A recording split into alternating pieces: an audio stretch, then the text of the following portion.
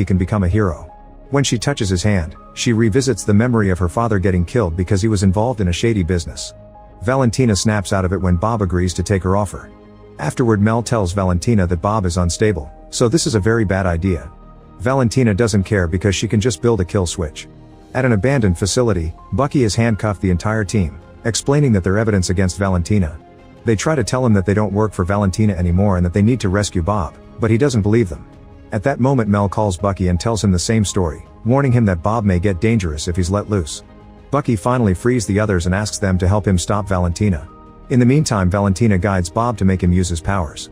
He manages to move a glass from afar and boil the water inside until it explodes. Later in the city, Bucky drives a truck with the team hiding in the back. When they arrive at the facility, he crashes the truck right through the entrance. Everyone comes out and starts fighting the guards using their variety of abilities and combat styles. After they bring down quite a number of men, the battle is interrupted by Valentina's voice on the speakers asking them to come up. The team takes the elevator to the last floor, where Valentina starts mocking them one by one. Bucky tries to grab her, but something freezes his hand. It's Bob, who appears wearing his new sentry suit and hair dye. The press is on its way to the facility, so Valentina wants Bob to defeat the team to make it look like he's a hero saving the world from a bunch of assassins. Bob says he doesn't want to hurt them and asks them to turn themselves in, but they refuse. Alexei tries to attack Bob, who easily sends him flying into the wall with a light punch. Yelena doesn't want them to fight, but the others still attack Bob, only to be easily overpowered. Bucky opens fire and Bob stops the bullets midair before sending them back, so John has to stop them with his shield. The battle continues and Bob keeps showing off how powerful he is.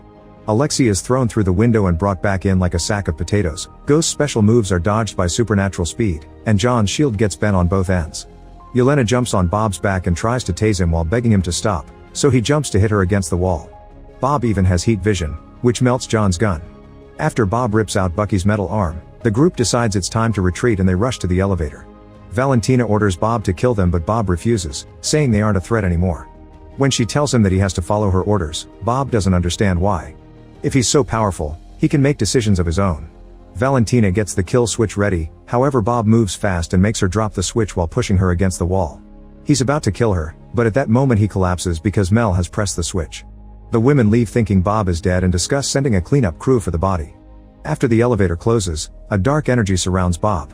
Outside the building, the team discusses new plans, however Yelena thinks there's no point because they all suck and she leaves.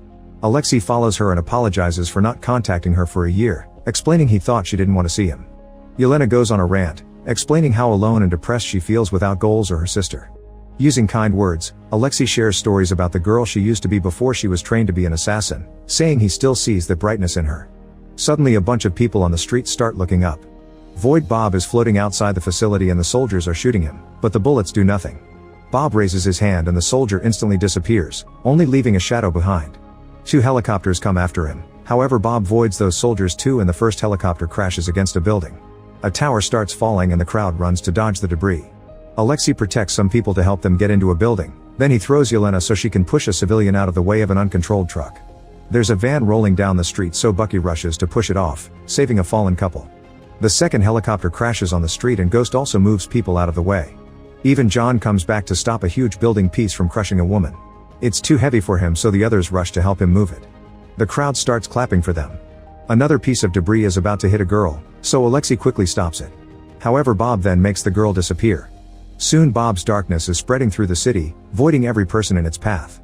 Citizens run in panic and the team helps them find safety, but Yelena chooses to step into the void. In the void, Yelena revisits her friend's death again. When she tries to run, she finds a wall surrounding the area. Then she gets between the assassin and her friend, who tells her it's too late and attacks her.